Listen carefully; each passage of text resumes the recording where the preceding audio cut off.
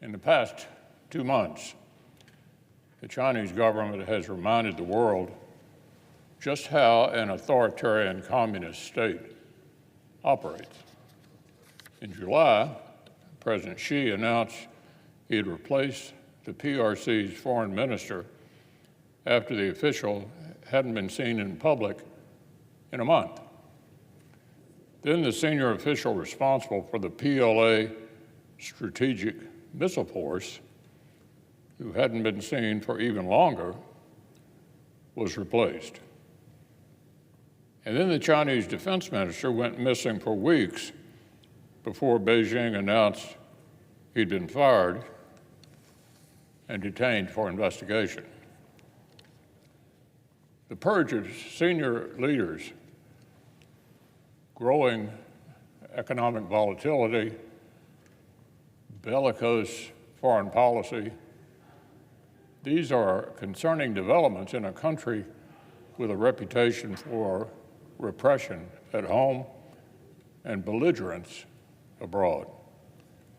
China's neighbors and global powers alike are increasingly skeptical of official economic and budget numbers from a dictatorship that suppresses free speech, mocks the rule of law, and simply disappears its senior leaders, and rightly so. One thing has long been certain: the PRC is arming itself at an alarming rate. Recent estimates suggest China spends close to $700 billion per year on defense. That's concerning for a number of reasons. First, a much larger percentage of China's defense budget than ours goes to modernization and capabilities. Further, since Chinese geostrategic ambitions, for now at least, are focused primarily on challenging the status quo in its immediate region, the PRC doesn't face the resource constraints that the United States does due to our global interests and power projection requirements. Beijing's decades-long modernization campaign has paid dividends for the PRC.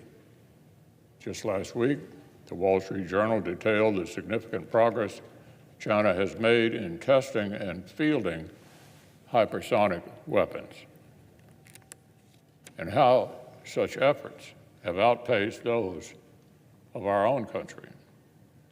America also lags in shipbuilding. The infrastructure constraints that keep us from building more ships, testing more hypersonic vehicles, and training more pilots are well known.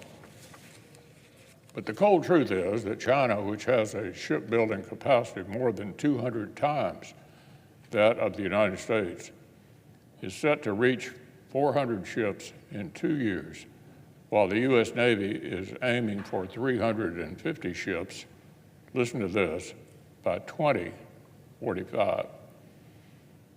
This is precisely why Senate Republicans, led by Senator Shelby and Senator Wicker, pushed for an amendment to the 2021 Bipartisan Infrastructure Framework to create a defense infrastructure fund and expand our capacity for testing, training, and production.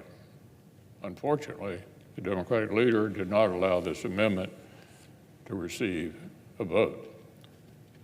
For what it's worth, I appreciate the Pentagon's recent efforts to catch up. For example, the Deputy Secretary of Defense recently announced an initiative to dramatically accelerate production of autonomous systems to help level the playing field with the PLA. Her remarks were titled, "The Urgency to Innovate."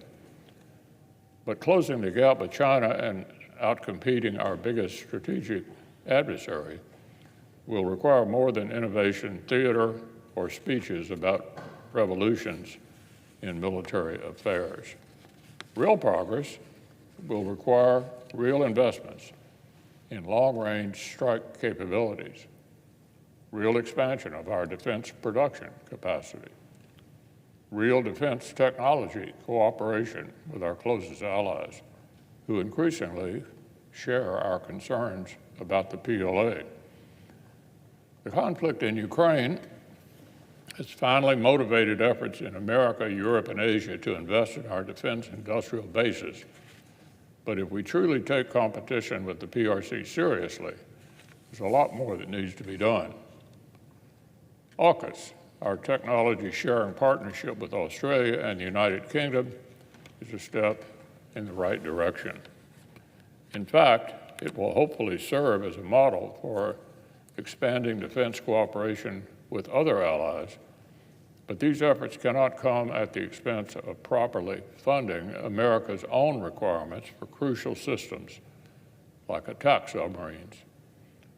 The Department's interest in autonomous systems, hypersonic weapons, and long-range fires is welcome, but the Pentagon needs to move at the speed of relevance to field these capabilities as soon as possible.